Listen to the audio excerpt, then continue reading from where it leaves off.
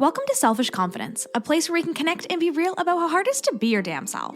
My name is Jess, and my goal is to help you build confidence and belief in yourself to live any life path you want, even if it's unconventional. It's time to flip off societal pressures and connect with women who've also felt on the outside by their life choices.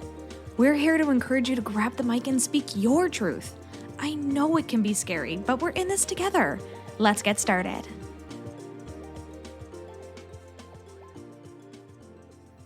Hello, and welcome to this week's episode of the Selfish Confidence Podcast. It's Jess here, and if you're like, Jess, your voice is a little soft today, it's because today is the first time that I am ever recording with a baby sleeping on me.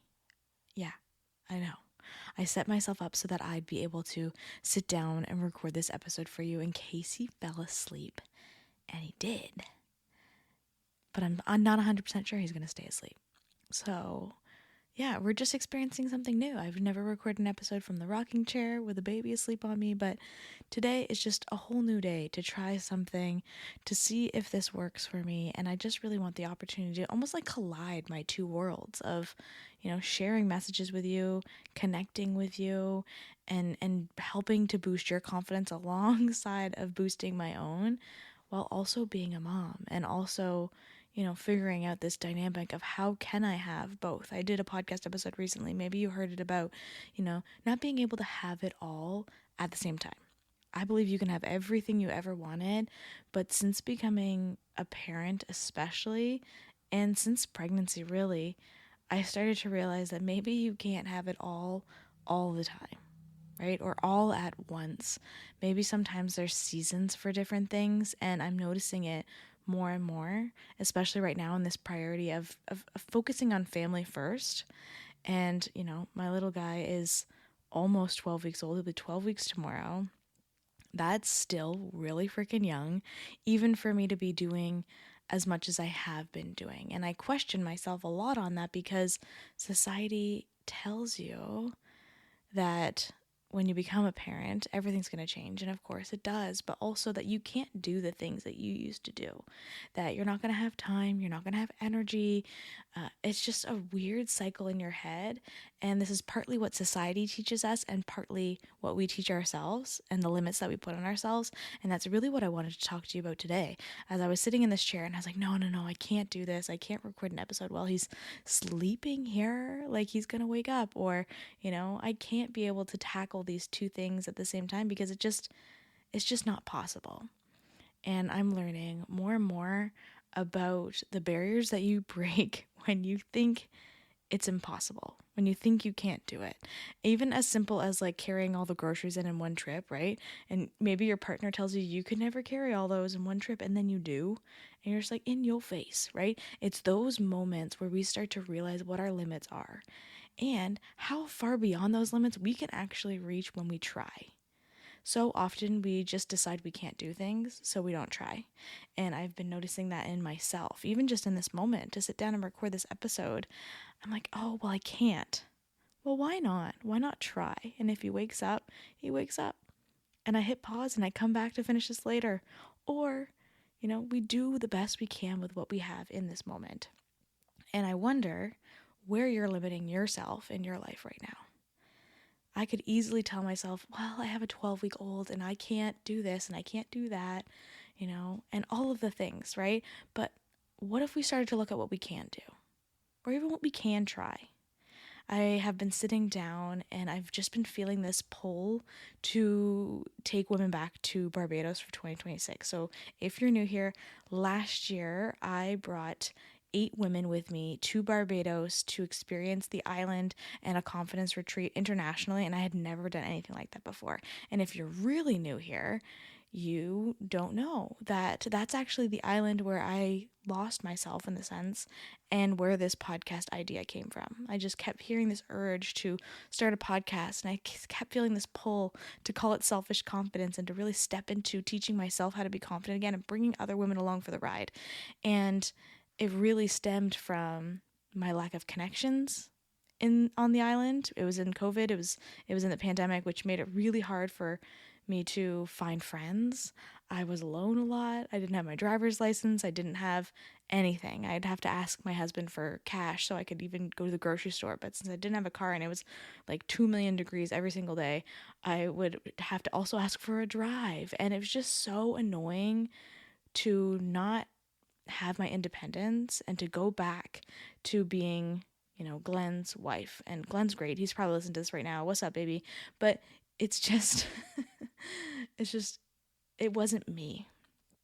But I think I needed that period to slow down, to figure out what I wanted, and to take a step in that direction of what felt right. And that's exactly what I've been doing again, almost feeling that period of isolation and not necessarily lack of connection, because I have a wonderful village and connection around me. Like, thankfully, that is the greatest gift that I've been given, is to have so many people who love me, who love my family. And that makes this transition a lot different and easier, I should say. But also, back then, it took me some courage to follow what felt right. It took some courage for me to decide, okay, maybe I will start that podcast. Maybe I'll sign up for that course. Maybe I'll hire this mentor. Maybe I will start to put myself out there, buy a mic, do the things, right? And lead in that direction of what is feeling right, even without having any idea what's on the other end.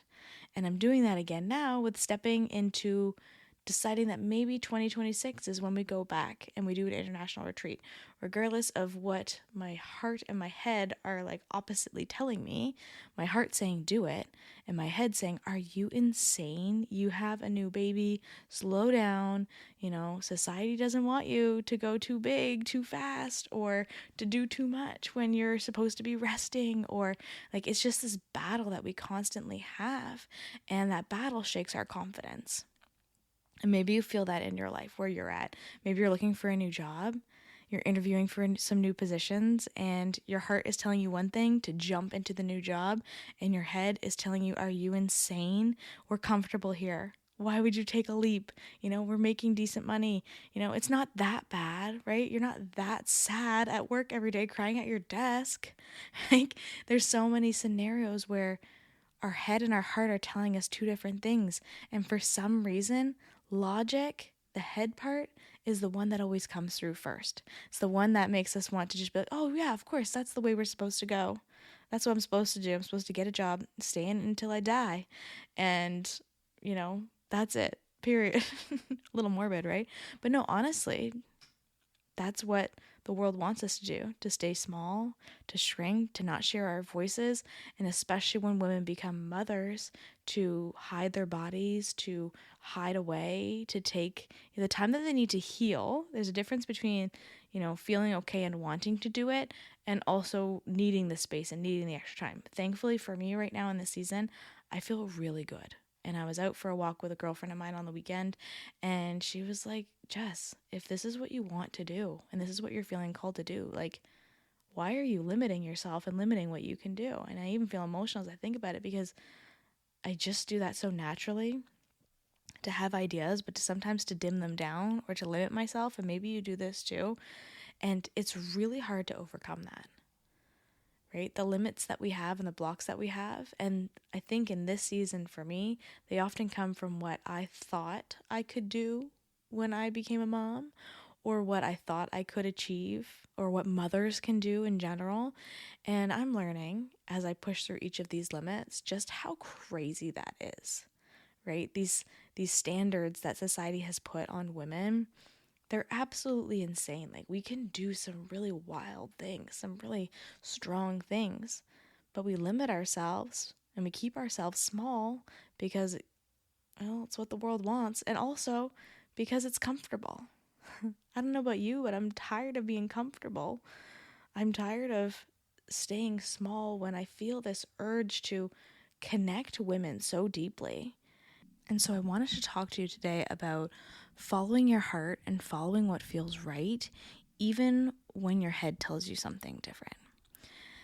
If you have this undeniable pull in some direction, again, could be to change jobs, or to, find the love of your life, or to record a podcast episode while your baby is sleeping on top of you. Whatever it is for you, maybe it's to return to work, earlier than what you had anticipated, or maybe it's to cook tacos for dinner. There's so many, like big or small, there's no limit to what these things are. But if you're feeling this pull to follow something on your heart, the first thing to do is just to start to figure out and play with what that idea is. It doesn't have to be an overcomplicated, massive thing that you're trying to achieve. Let's say it is to, I don't know. I wish that you were here beside me and you could give me an example, a real life example of what you're going through right now and what you're feeling. So if you want, send me a DM so we can chat about it too. But maybe it's to cook tacos for dinner. Why is that the easiest one for me to think about? It's probably because it's almost supper time as I'm recording this and I'm getting a little snacky, if you know what I mean. But you feel this pull. Okay. You don't even have to think about why or what or the 5 W's that we learned in school when you're writing something. I wonder if you can hear these little baby noises. Maybe you can. If you can, our little guy says, hey, what's up? But you don't have to understand why you want it. You don't have to understand the steps you're going to take to get there. All you have to do is figure out what that direction is and how can we move closer to it? How can we take a step? So like awake now, wide-eyed looking at me like, what are you doing, Mom? What are you doing? But taking steps in that direction.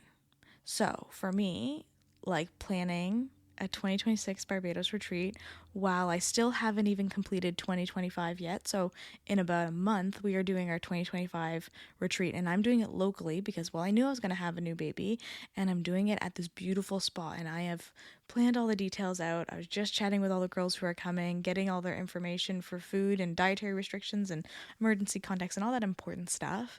But also it just gets me more and more excited for a weekend with incredible women. And this retreat coming up, a lot of the women who are coming have never come to a retreat before. And I'm just really excited for the energy and for the people and for the food and for the fun and a little weekend getaway, right? But I haven't even completed 2025 yet, and I'm already thinking about 2026. Welcome to my brain. That's always what happens. I get a little overexcited and I start planning new things. But even through the process of just dabbling in the idea of planning 2026, first step was just to look for villas, look for places. Did I want to do it at a resort? Did I want to do it at a villa again? And start to feel around. Does Barbados still feel good? Looking at my options, looking at TripAdvisor and seeing what the tours could be, like just like dabbling in the idea that maybe we could go. And if I'm starting to feel still good about it as we move in those directions, then take the next step. Okay, I haven't booked anything yet, but then I kind of dabbled in sharing it on social media to see if there was interest, right? Does anybody want to go back to Barbados for 2026? Or maybe should we look for a different island, and just kind of having fun with it and seeing, what others were feeling too. And through that process, I'm pretty sure the retreat is essentially already sold out before it is even put out there because so many people were interested in going back, right? And one of the things, the key pieces in when I'm trying to follow my heart is when things start to fall into place really easily, it's that reminder that it's exactly where I'm supposed to be going. It's the direction I'm supposed to be taking. And it can be really hard to trust in that and to believe in that because, again, that head and that heart piece, really uncomfortable, really shaky. When my head is saying, Jess, you have a new baby, are you insane? And my heart is saying, get on that plane and connect with these women and bring them somewhere cool and give them a week to work on themselves and really lean into a season of maybe you can have it all, right? And your all look different than what it did a while ago. And then I would keep following these micro steps into finding the things that light you up, finding the things that your heart, grows like the Grinch's more and more and more. And you're like, yes, this is it. Yes, this is the direction. But when you do this more, it can help you to gain more confidence. But if you're like me, it makes you shaky. And it makes you question things more and more. And so when I was out on this walk with my girlfriend on the weekend, she's just like, Jess, like, what? Why aren't you just like doing the things that feel really good for you then? Like, is it what you want to do? Yeah, then do it. But for some reason, I still have this belief in my head about, well, I'm a mom now. I can't do that. Or I don't have time to juggle these couple things. I'm a mom now, right? Because that's what society tells us, that moms can't achieve this because they also have their hands full with tiny little humans running around and, all of the things that we just put our limits on ourselves.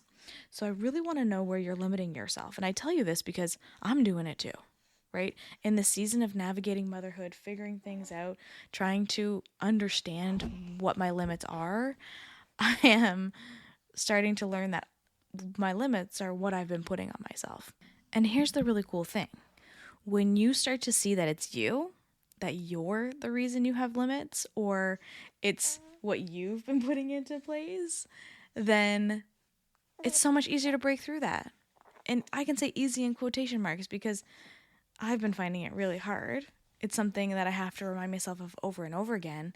But the easy part of it is that it's you, right? We don't have to wait for society to tell us one thing. We don't have to wait for our partners to give us permission. We don't have to wait for work to give us a day off. Like, the limit is you. So where can you allow yourself a bit more space to step into a more powerful version of yourself, a more confident version of yourself? And maybe it takes reminding you over and over and over again. So I've been reading the Let Them Theory book by Mel Robbins. I was suggested this book when I have been struggling with almost the fear of judgment of others playing in my head over and over and over again. Decisions in business, decisions in life, decisions in motherhood, right? That they all, I don't know, replay in my head sometimes of like, oh, but that person thinks I should do it this way, or I bet this is what they think. Even if I don't even know that's what they're thinking, right? We just automatically go there. Maybe you've been doing this too. This book has been really helpful for that. But Mel talks about sometimes it taking more than one time, right? So the theory is essentially letting people do whatever they want to help release some stress from you. So when there's decisions that you're just like, I don't know if they're going to agree with this, or I'm holding myself back because of this person, it's like, let them have their thoughts, let them have their judgments, let them vote the way they want to vote, let them go in whatever way you need to use this. But she talks about having to do it over and over and over again, and not just being one time where you're just like, well, let them, and then you can move on to the next thing. It actually takes many times for it to drill into your brain. And I think that's the same thing with some of these things that we're talking about with following your heart and, the shakiness that comes with confidence. We have to remind ourselves over and over and over again about the things that we want, why we want them, and where we're going. Maybe it's a specific affirmation for you that you need to repeat over and over and over again. Like, I am a badass and I am doing the things that feel right for me. Or it's like, I'm an amazing mom and I am following my heart and fueling my body in a way that feels good. Like, you can have your affirmation, have the thing that you need to say over and over again. Maybe it's as simple as something like let them, so you can release the judgment of other people. But it could be anything. And this is what's going to help to propel you into that direction of what feels good for you. Like, that is the important piece. It's not what your mother thinks you should be doing, or your partner thinks you should be doing, or even in this case, what your kids think you should be doing. Like, it gets to be whatever you want it to be, but you do have to reprogram your brain by repeating it over and over and over again. It's kind of like marketing, where they tell us like it takes 15 times for someone to see something for them to want to buy it, or for them to feel connected with it. And repetition is the way for you to connect with your people and for you to drill in your brand. It's the same thing with yourself, right? When you look in the mirror and you're like, ugh. Instead of doing that, and maybe that's your initial thought, so you go, ugh, and then you say, actually, wait, I really like your outfit today. Actually, wait, I really like your eyes today. And you're repeating these things over and over and over again until you look in the mirror and you don't go, ugh, anymore. You can look at yourself with love and satisfaction and strength. But it takes those reminders over and over again in order to get to that place.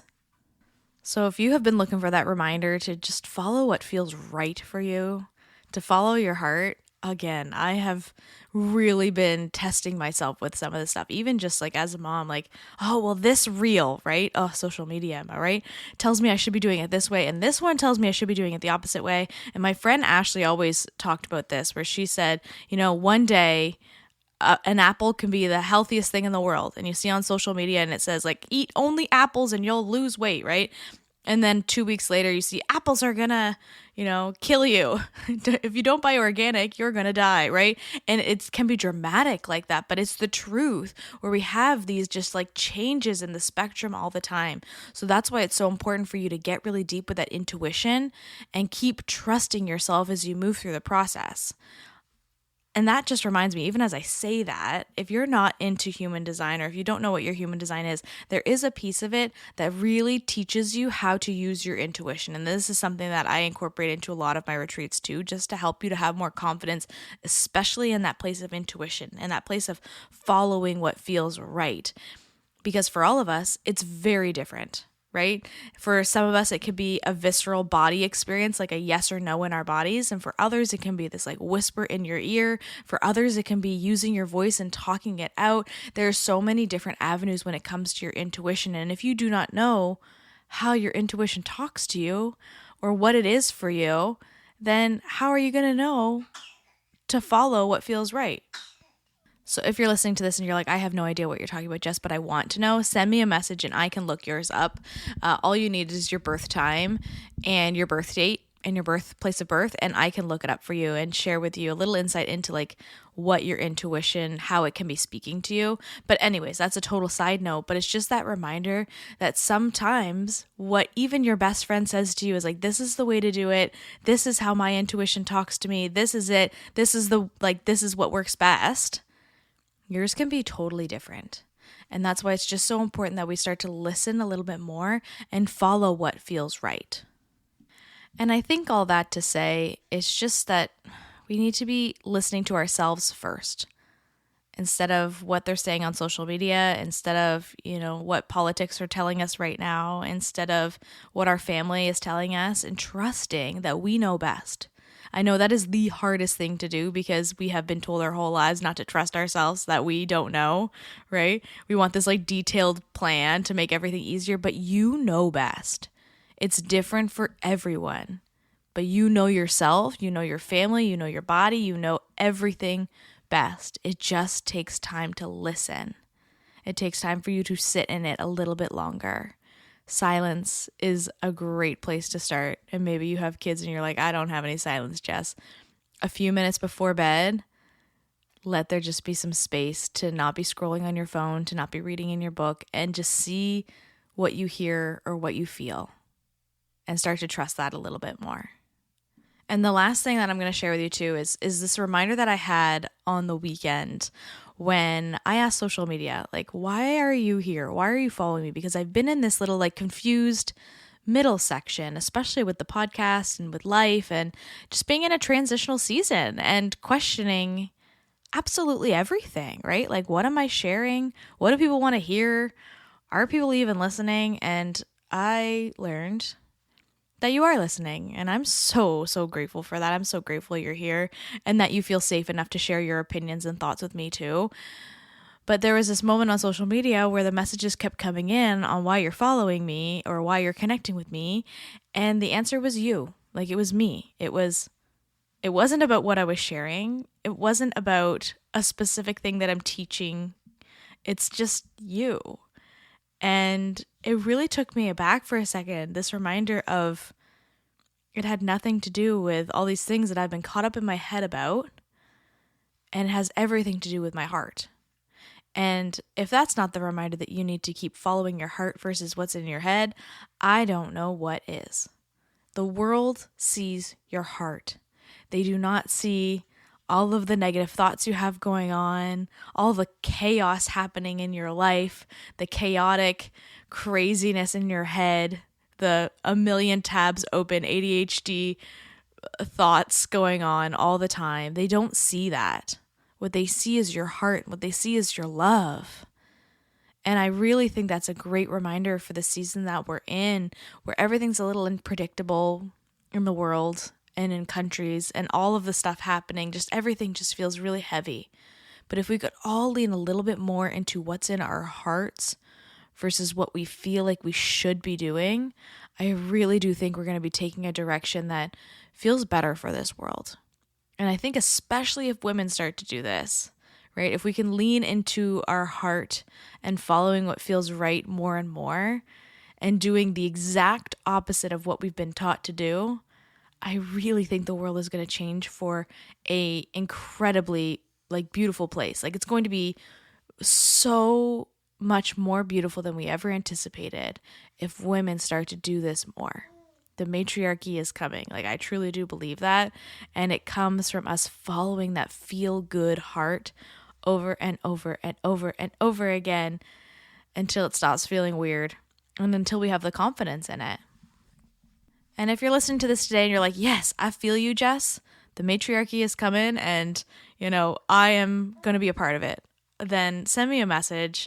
Please review this podcast. Can you give me a rating and connect with it and just write me a little something there, or even send me a DM on social media and just be like, yes, I see you, Jess, because I think sometimes we feel crazy in these thoughts all by ourselves. We feel crazy in these recordings with our fresh babies hanging out with us and just everything feeling so strange and different.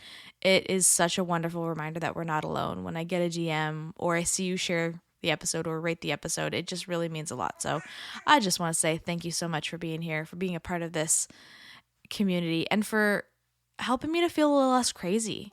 Because whenever I ask you, hey, am I crazy or are you feeling this too? I realize that I'm not alone in this, and that makes a really big difference. So, and if you want information on either to get on the wait list for the 2025 retreat, if a space opens up happening here just outside of Halifax on May 23rd to May 25th, or on the upcoming Barbados retreat that is probably going to be about May 2026. If you want to be some of the first people to know about that, I will put the waitlist information in the show notes for you to hop on that list and get all the details, because I'm feeling energized and excited, and part of my head just goes, Jess, you're crazy. Stop doing these crazy things because, the world says you can't when you become a mom. And I'm just going to stick my middle fingers in the air and say, you know what? I'm going to do it my way because this is what feels right. Planning this retreat feels right. And I just want to bring incredible women together more and more and more. And I just feel like it's my calling. It's what I'm here to do, is to connect women with each other. So let's connect. Let's bring this forward. I should probably tune this out. This baby's been pretty good. I did have to pause for a Punami diaper change and bath, but we're back at it and feeling better than ever. So fresh and clean and ready to go for another week ahead. I hope you have a wonderful week and you step into your confidence a little bit more. I love you so much. Talk to you soon. What's up, sis? I am so glad we could hang out today. If you loved this episode, send it to a friend or share it on your social media and tag me so I can personally thank you for helping me sprinkle some confidence in the world. And don't forget, you are magic. Let's show the world your shine.